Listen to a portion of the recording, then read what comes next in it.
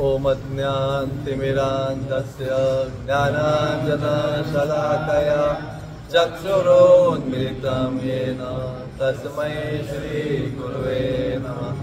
नमः ॐ विष्णुपदाय कृष्णपृष्ठाय भूतले श्रीमते भक्तिवेदान्त स्वामिनिति नामिने। नमस्ते सरस्वते देवे गौरवाणी प्रचारिणे निर्विशेष शून्यवादी पाश्चात्य देशतारिणे। वाञ्छाकल्पतरुभ्यश्च कृपा सिन्धुभ्येव च पतितानां पावनेभ्यो वैष्णवेभ्यो नमो नमः।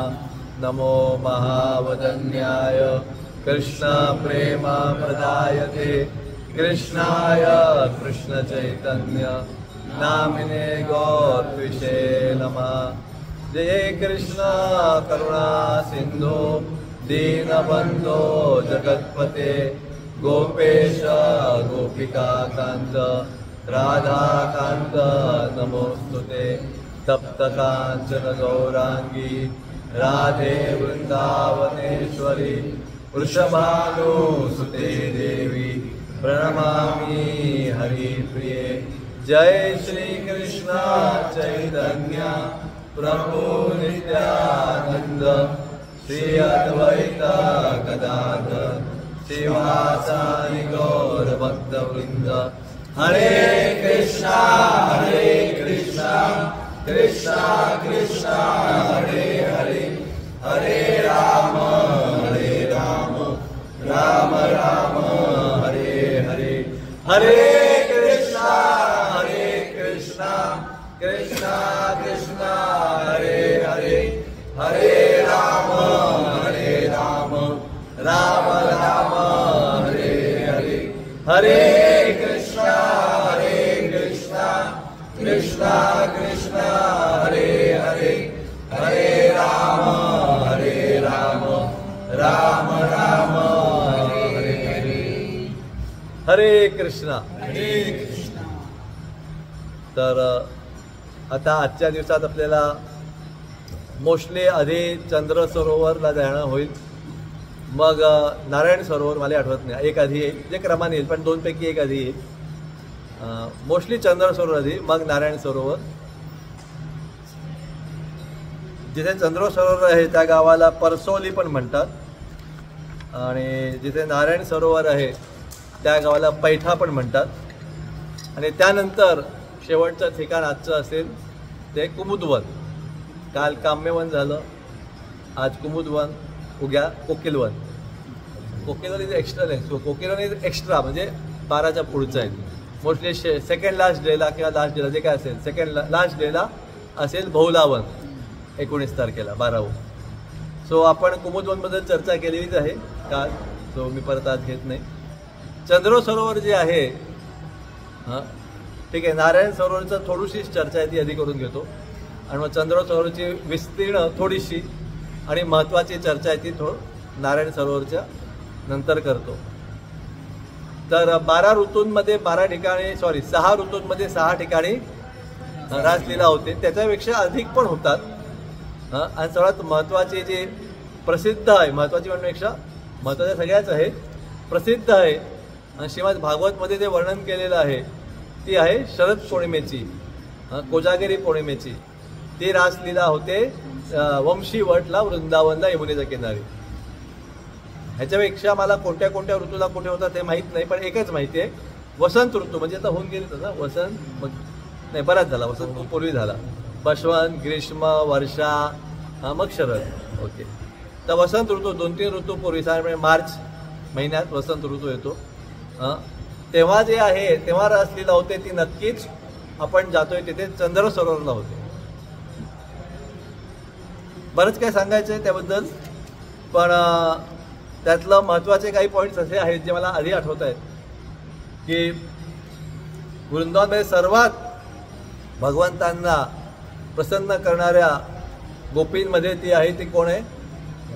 राधा। आणि त्याचबरोबर नेक्स्ट आहे ती आहे चंद्रावली। हालाकी जे आपले गौडीय परंपरेतले लोक आहेत ते चंद्रावलीबद्दल चर्चा करायला तर एवढे चर्चा करत नाहीत, कारण का चंद्रावली खरं तर राधाणीची सख्खी चुलत बहीण आहे वाटतं.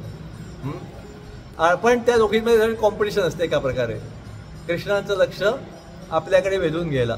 हालाकी कृष्ण दोघींशी प्रेम करतात, पण तरी पण एका प्रकारे. आणि आपले गौडीय परंपरेतले जे परंपरा आहे ती राधाणीच्या परंपरेतले अनेक भक्त असल्यामुळे ते चंद्रावलीच्या आता आपल्यामध्ये एवढा मूड नाही आहे. आपल्यामध्ये न तर साख्य रस आहे, न तर माधुर्य रस आहे, न तर वात्सल्य रस आहे, न तर ऐश्वर्य, नाही तर काय शांत रस. पण आपण अजून भौतिक कामोपभोगांनी ग्रासलेले आहोत. पण जे असे प्युअर डिवोटी आहेत ते लोक राधाणीच्या ग्रुपमधले असे आचार्य असल्यामुळे चंद्रावलीच्या ला कॉम्पिटिटर समजतात. पण आपण पाहतो कधी कधी आपण खूप कॉम्पिटिशनमध्ये जातोय आपल्याला अहंकार गुण असल्यामुळे. पण आपण जे जीवीला होळी लीला ऐकली किंवा अजून काय काय लीला ऐकल्या त्यात आपण पाहिलं की भले चंद्रावली आणि राधाणीमध्ये कॉम्पिटिशन असते, पण होळी करता ते दोघे ग्रुप्स एकत्र आले होते. आणि रासलीलेमध्ये पण ऐकताना आपण ऐकलं होतं की भगवंत त्या सगळ्यांसमोर अप्रकट होऊन गेले होते एकदा. का? त्याचं कारण एक होतं की ह्या दोन्ही ग्रुप्सला एकत्र आणलं पाहिजे, कारण का रासलीलामध्येच दोन ग्रुप्स असतील तर ती रासलीला एवढ्या योग्य प्रकारे होऊ शकत नाही तिथेच कॉम्पिटिशन चालू असेल तर. म्हणून भगवंत अप्रकट झाले आणि मग सगळ्या ज्या गोपी होत्या वेगळ्या ग्रुपच्या त्या सगळ्या एकत्र आल्या. तर त्या प्रकारे चंद्रावलीचं जे सर्वात राधाराणीचं आता पण येताना समोर आज आपण जाणतेपणे किंवा अजाणतेपणे गोवर्धनची परिक्रमा आपली होऊन जाईल. आपण बस तिकडे चालू केली आपल्या यादव भवनवरून, मग तशी खरं गोवर्धनच्या पलीकडे जायचं असतंय.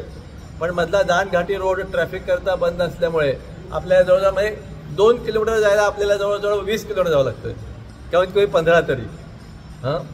म्हणून जाताना ते तशी परिक्रमा झाली आणि येताना आपल्याला इथे येतो आपण अशी कंप्लीट करून इथे आलोय. आता एवढं बाकी आहे, इकडनं आपण हॉटेलपर्यंतही जाणार होतो. इकडनं बाहेर पडलं की हॉटेलवरूनच पुढे जाणार आहोत. त्यामुळे तीही परिक्रमा आपली आज होऊन जाईल पूर्ण, गोवर्धन परिक्रमा योगायोगाने अनायासाने काय म्हणूया तसं. सो जसं राधाणी आत्ता आपण आलो इकडनं, परवाच्या दिवशी तुमच्यातले काही भक्त गेले होते पहिल्या दिवशी संध्याकाळी, आणि मोस्टली जे पर्सनाला गेले होते ते पण तिथे गेले होते. पर्सनानंतर आप लोग कुछ लोग राधाकुंड भी गए थे ना, कुछ लोक गए थे. सो काही लोक नुसतेच राधाकुंडला गेले होते परवाच्या दिवशी, जे काय असेल ते. तर राधाकुंडला जाऊन आले. तर आपण पाहतो राधाकुंड आहे ते कोणाचं प्रिय आहे? कृष्णाचं प्रिय आहे, पण ते राधाणीचं कुंड आहे. तसंच चंद्रावलीचं जे कुंड आहे ते आहे चंद्र सरोवर. आणि वृंदावनला जी रासलीला झाली वंशीवटला तेव्हा आपण ऐकलं अनेक ग्रुप्स ऑफ गोपीज होत्या. त्या अनेक ग्रुप्स मी आपल्याला जीवीच्या याच्यात पण सांगितल्या होत्या, पण इथे पण काही काही मेन्शन आहे कोणते काय काय ग्रुप्स होते. अजून काही एक्स्ट्रा ग्रुप्स आहेत. एक आपल्याला माहिती आहे की दंडकारण्यमधले काही ऋषीमुनी होते. त्यांना प्रभू रामांना दर्शन झाल्यावर त्यांना पण इच्छा आली की माधुर्य रसमध्ये आपण भगवंतांची सेवा करावी. ते पण ऋषीचारी गोपीज म्हणून जन्माला घेतले होते वृंदावनला. प्लस वैदिक शास्त्र होते, वैदिक ऋचा, त्या पण गोपीच्या रूपात आल्या होत्या. अजून काही अप्सरा होत्या. आज आपण बद्रीनाथला गेलो होतो, नर पर्वत, नारायण पर्वत. तर ते अप्सरा लोक प्रभावित करायला गेले होते नरनारायणला. पण त्या नरनारायण काही प्रभावित झाले नाहीत. तर ते नरनारायणना पाहून त्या अप्सरांच्या मनात पण इच्छा झाली की आपण भगवंतांची सेवा करावी, म्हणून त्या पण काही अप्सरा पण गोपी म्हणून जन्म घेतलेल्या होत्या. आणि ज्या पृथू महाराज जेव्हा अवतरित झाले होते बरहश्मती सिटीमध्ये नर्मदे किनारी, तेव्हा तिथल्या ज्या काही स्त्रिया होत्या त्या पण पृथू महाराजांकडे अट्रॅक्ट झाल्या होत्या. मग त्या पण स्त्रिया काही गोपी म्हणून वृंदावनला जन्म घेतल्या होत्या. आणि एक होत्या त्या सुतल लोकमध्ये खालच्या, तिथे वामनदेव राहतात. तर वामनदेवांकडे पण काही माते लोक सुतल लोकमधल्या अट्रॅक्ट झाल्या होत्या. त्यांना पण वृंदावन गोपी म्हणून जन्म मिळाला होता. आणि अजून काही होत्या त्या पृथ्वीवरचे वेगवेगळे जडीबुटी आणि त्याच्या लता वगैरे असतात, त्या सगळ्या काय शक्तिहीन झाल्या होत्या. तर त्यांनी तपस्या केली होती परत शक्ती प्राप्त करायला. तर भगवंत म्हटले होते की तुम्ही परत गोपी म्हणून जन्म घ्याल वृंदावनमध्ये, तर सगळ्या काही जडीबुट्या आहेत, कडू, गोड, ज्या काही जडीबुट्या आहेत, आंबट, खारट, तिखट, वेलीवरच्या, कंदमुळातल्या सगळ्या जडीबुट्या आपण गोपी म्हणून जन्माला आल्या होत्या आणि रासलील्यानंतर त्यांना परत थोडी शक्ती, औषधी शक्ती प्राप्त झाली होती. अशा अनेक प्रकारच्या गोपी जुते होत्या. कुठे होत्या? मेन रासलीला म्हणजे तर माहितीच आहे. जी मेन शरद पौर्णिमेची रासलीला होती, शेवटची नाही, वंशीवटची, शरद पौर्णिमेची वंशीवटची. तर त्याच्यामुळे काय झालं होतं, त्याच्यामुळे असं झालं होतं की ज्या नित्यसिद्ध गोपी होत्या, म्हणजे राधाराणी, चंद्रवली पण आणि अष्टसखी आणि अजून अशा काही हजार आहेत, पण ज्या नित्यसिद्ध गोपी आहेत म्हणजे त्या भगवत धामातनं भगवंतांबरोबर पृथ्वीवर आल्या होत्या. त्या बाकी ऋषीचारी, वामन देवांच्या वगैरे अशा नव्हत्या. तर त्या नित्यसिद्ध एवढ्या सगळ्या वेगवेगळ्या प्रकारच्या गोपीच त्या शरद पौर्णिमेला होत्या, वंशीवटला. तर ह्या ज्या नित्यसिद्ध गोपीज होत्या त्यांना आपला संपूर्ण भाव प्रकट करता आला नव्हता, येत नव्हता, कारण का एवढ्या सगळ्या बाकीच्या गोपी उपस्थित होत्या. त्याकरता मुद्दामून ज्या नित्यसिद्ध गोपी ज्या भगवंतांबरोबर गोलोक वृंदावनात आल्या होत्या त्यांना आपला भाव प्रकट करता यावा म्हणून फक्त त्या असं त्या पण लाखोंच्या संख्येत आहे, पण त्या नित्यसिद्ध गोपींना घेऊन फक्त भगवंतांनी वसंत ऋतूमध्ये चंद्र सरोवरला रासलीला केली होती. आणि शरद पौर्णिमेची रासलीला होती ती एक रात्र होती, बरोबर. पण वसंत ऋतूमधली जी रासलीला आहे ती संपूर्ण 30 दिवस चालली, 30 दिवस झाली, 30 रात्र, 30 दिवसाचे 30 रात्र चंद्र सरोवरला भगवंतांनी फक्त नित्यसिद्ध गोपींना घेऊन रासलीला केली होती. तर असे आपण थोडंसं पॉईंट्स वाईज परत जाऊया. तर यमुनेची एक अशी शाखा होती ती इथे पण वाहत होती. तर इथे पण भगवंतांनी यमुनेच्या किनारीच रासलीला केली, कारण का तेव्हा एक यमुनेची शाखा या भागात वाहत होती.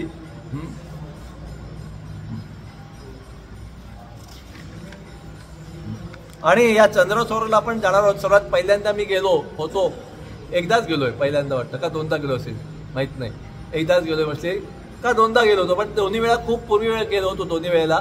तर पहिल्यांदा गेलो होतं ते एका अक्षी काय म्हणतात नेग्लेक्टेड अस्वच्छ कोणत्यासारखं होतं.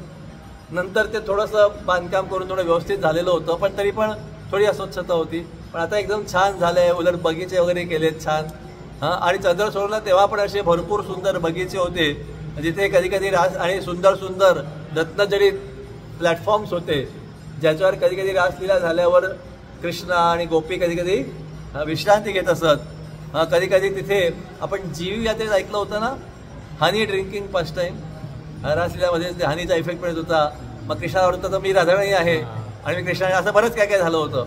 तर असे जे हनी ड्रिंकिंग फर्स्ट टाइम्स आहेत म्हणजे गोपींबरोबर पण आणि कावड बॉईज बरोबर पण वेगवेगळ्या वेळेला ते बरेचदा चंद्र सरोवरच्या इथे कृष्ण आणि त्यांचे सवंगडी किंवा कृष्ण आणि गोपी जे आहेत हनी मधू प्यायचं फर्स्ट टाइम करतात आणि त्यांनी तुमच्या झारखंडच्या नमकचा इफेक्ट होतो. एनिवे जे रेकॉर्डिंग ऐकणार त्यांना काही कळणार नाही. तर anyway Madhu drinking first time जे असतात हनी ड्रिंकिंग ते इथे चंद्र सरोवरला बरेचदा येत असतात. आणि आपण पाहतो म्हणून या जागेला वसंत सुखदा पण म्हटलेलं आहे.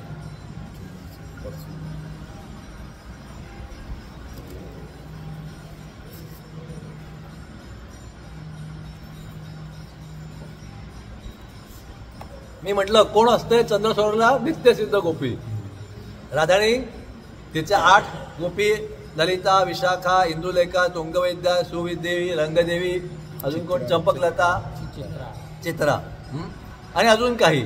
तसंच चंद्रावेली आणि काल पण एकदा पद्मा ना, कोणी जाऊन कंप्लीट पद्मा अशा काही असतात त्या चंद्रावेलीच्या ग्रुपमधल्या. अशा एवढ्याच गोपींना घेऊन इथे भगवंतांनी लीला केली होती जे नित्यसिद्ध गोपीत होते तेव्हा.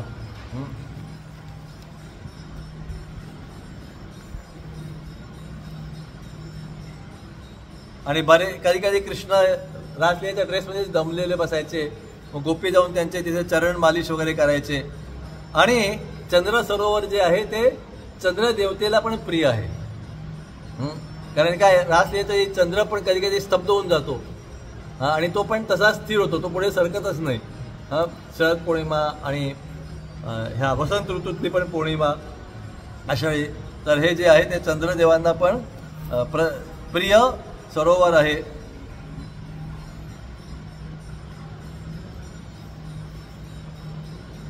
आणि इथली चंद्र सरोवरची रासलीला पाहिला बलरामजी पण आले होते, पण बलरामजींना म्हणजे अशा बाकीच्यांना एंट्री नाही आहे गोपींना सोडून. आणि बलरामजींना पण माहिती आहे की मी जायला नाही पाहिजे, आणि मोठा भाऊ असताना तर बिलकुल नाही जायला पाहिजे. तर आपल्याला माहिती आहे, पण परिक्रमा करताना पलीकडे सुरभी कुंड नंतर एक स्थान येतं आहे, त्याचं नाव आहे डोकादावजी. तिथे आपण ऐकतो तर ते गोवर्धनपासून एखाद 2 किलोमीटर लांबच चंद्र सरोवर आहे. आणि तिथे पलीकडे बलरामजी काय केले, गोवर्धनच्या पलीकडून आले आणि तिकडनं गोवर्धनवर चढले आणि तिकडनं असं वाकून अशा गोवर्धनच्या वरून फक्त अशी म्हणजे तसे वरून गोवर्धनच्या वर पण नाही आले, असे वाकून असं गोवर्धन आहे तर वाकून गोवर्धनच्या वरून असे जस्ट पाहत होते की पलीकडे सुंदर चंद्र सरोवरला कृष्णाची रासलीला चालू आहे. तर बलरामजी गोवर्धनच्या आडून एवढी सुंदर रासलीला होती की त्यांनाही पाहायला यायची खूप इच्छा झाली बलरामजींनाही. तर ते पलीकडे ते डोकादावजी आहे, तिथे दावजी म्हणजे बलरामजी असे लपून डोकामध्ये वाकलेले असे वाकून रासलीला पाहत आहेत. या चंद्र सरोवरच्या आजूबाजूला तिथे कधी कधी हानी ड्रिंकिंग पास टाईम तर होतातच गोपांबरोबर गोपींबरोबर, पण इथे पण कधी कधी कृष्ण राधानी रेकॉर्ड करतात म्हणून ह्याला शृंगार मंदिर पण म्हटलंय. आणि इथे सूरदास जे वैष्णव संत होते त्यांची भजन कुटीर पण आहे. आणि वल्लभाचार्य पुष्टी मार्गातले आणि त्यांचे पुत्र विठ्ठलनाथ त्यांची काय आहे बैठक पण आहे. तर असं एक चंद्र सरोवर कृष्णांच्या लीलेमधलं एक प्रमुख काय आहे स्थान आहे. तर तिथे आता आपण आधी जाणार आहोत. आणि नारायण सरोवर पैठाचं नाव होतं ऐठा, आता माहीत नाही ब्रज हिंदीमध्ये ऐठा शब्द आहे. पण एनिवे तर इथे रासलीला करताना खास करून चंद्रसरोवर ऐठाना 1 किलोमीटरच लांब आहे. तर इथे रासलीला करताना भगवंतांना वाटलं की गोपींना थोडंसं आपला अहंकाराची शेड आलेली आहे आणि भगवंत त्यांच्या गोपींच्या मधनं अप्रकट होऊन जातात. आणि तेव्हा सगळ्या गोपी भगवंताला शोधतात, कुठेच भगवंत कुठेच भगवंत. तर आपल्या राधाराणीची भक्तीची महानता सगळ्या जगासमोर सिद्ध करायला भगवान श्रीकृष्ण स्वतः काय करतात, चतुर्भुज 4 हातवाले नारायणचं रूप धारण करतात. म्हणून तिथे जे सरोवर आहे ऐठाला त्याचं नाव आहे नारायण हरिबोल. सगळ्यांनी ज्यांनी कोणी ऐकलं त्यांनी म्हणा त्या ऐठ्याच्या सरोवरचं नाव काय आहे, जोरात नारायण सरोवर. झोपलेले जागे झाले का, जोरात काय नाव आहे त्या स्थानाचं, नारायण सरोवर हरिबोल. आता सगळे जागे झाले. आता सगळ्यांनी एकदा म्हणा, हरे कृष्णा कृष्णा कृष्णा हरे हरे, हरे राम राम राम हरे. मी पाहिलं काही भक्त होते ते एकदम तल्लीन होऊन गेले होते लेक्चरमध्ये आणि एकदम डोकं हलत होते असे. तर म्हटलं त्या तल्लीनतेला थोडंसं आपण खंडित करूया. सो नारायण सरोवर, कारण का भगवान श्रीकृष्णांनी स्वतः चतुर्भुज नारायणचं रूप घेतलं आणि तिथे उभे राहिले. गोपी शोधत येत आहेत भगवंतांना तिथे. आणि गोपींनी पाहिलं नारायणजी आहेत. गोपींना माहिती आहे नारायण भगवंत आहेत, पण त्यांची भक्ती आणि प्रेम भावना फक्त कृष्णांप्रती आहे. तसं हे गोपींनी नारायणला विचारलं, ओ नारायण नमो नारायण, नारायणजी नमस्कार, तुम्ही आमच्या कृष्णांना इथे जाताना पुढे पाहिलं का. तर नारायणला नमस्कार केला. आता नारायण पण भगवंत आहेत, पण गोपींची जी भक्ती भावना आहे ती फक्त भगवान श्रीकृष्णांप्रती आहे. तर नारायणने आपले 4 हात पैकी 2 हात मे बी और मे बी 4 हात, आय डोंट नो, त्यांनी अशी दिशा केली की इंडिकेटिंग कुठे भगवान कृष्ण गेलेत. आणि सगळ्या गोपी तिकडे निघून गेल्या की भगवान नारायणजींनी सांगितलंय भगवान कृष्ण या साईडला गेलेत म्हणून. पण राधाणी त्या गोपींबरोबर नव्हती त्या दिवशी. ती थोडीशी 2 मिनिटं मागून आली आणि राधाणी तिथे आली आणि तिने पण नारायणजींना दंडोत नमस्कार केला. आणि ती पण विचारणार होती की नारायणजी नमस्कार, तुम्ही भगवान श्रीकृष्णांना पाहिलं का. पण राधाणी ते समोर आल्यामुळे आणि राधाणीचं एवढं शुद्ध प्रेम होतं भगवंतांच्या प्रती की भगवान कृष्णांनी हे जे नारायणचं रूप घेतलं होतं त्याचे जे 2 हात होते ते 2 हात विरघळून आत शिरून गेले. आता इथल्या हिंदीमध्ये आय डोंट नो, हे लोक म्हणतात इथल्या इंडियामध्ये ऐठा, ऐट घ्या, आय डोंट नो, मतलब हा असे 8 शिरून गेले म्हणून या गावाचं नाव होतं ऐठा. हां, अळखणे, आठवणे, हां असं ऐठा जे काय आहे म्हणून त्याचं नाव होतं ऐठा. ऐठाचं झालं पैठा. तर असं एक लीला आहे. दुसरी अजून एक लीला आहे इथे. तर ह्या लीलेत आपण पाहतो की राधाणीचं जे प्रेम आहे भगवंतांच्या प्रती ते सगळ्या गोपींपेक्षा उत्तम आहे. कारण का जेव्हा गोपी आल्या होत्या तेव्हा भगवंतांनी आपले चतुर्भुज रूप जे होतं ते धरून ठेवू शकले होते. पण राधाणी आल्यावर त्यांना आपलं चतुर्भुज रूप धरताच आलं नाही. आपोआप 2 हात जे होते ते त्यांचे विरघळून गेले. हां, तर आपण पाहतो इथे जवळ ह्या पैठाचा अजून एक अर्थ आहे.